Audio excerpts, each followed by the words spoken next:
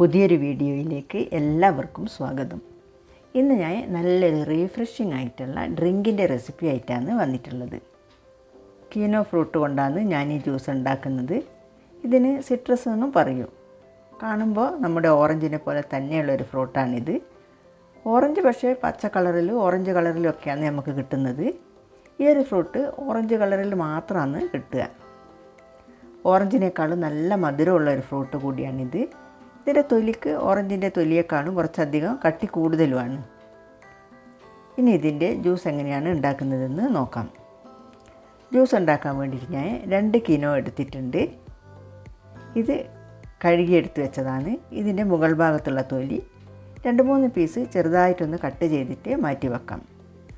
അതിൻ്റെ ഉൾഭാഗത്തുള്ള വൈറ്റ് ഭാഗം ഇല്ലാതെ വേണം കട്ട് ചെയ്തിട്ട് മാറ്റി വെക്കാൻ.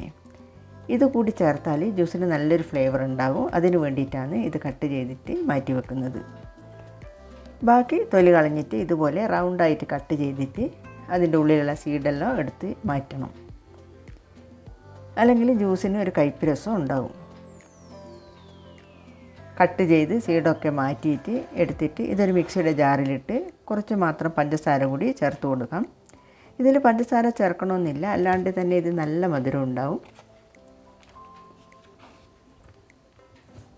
കുറച്ച് ഐസ് ക്യൂബ്സ് കൂടി ചേർത്തിട്ട് നന്നായിട്ടൊന്ന് അടിച്ചെടുക്കാം.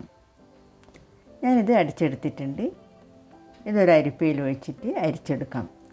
അരിച്ചെടുത്ത ശേഷം ഗ്ലാസ്സിൽ ഒഴിച്ചിട്ട് സെർവ് ചെയ്യാം. നല്ലൊരു റിഫ്രഷിംഗ് ആയിട്ടുള്ള ഡ്രിങ്കാണിത്. എല്ലാവരും ഇതൊന്ന് ട്രൈ ചെയ്ത് നോക്കണം. ഇന്നത്തെ വീഡിയോ എല്ലാവർക്കും ഇഷ്ടമായി എന്ന് കരുതുന്നു.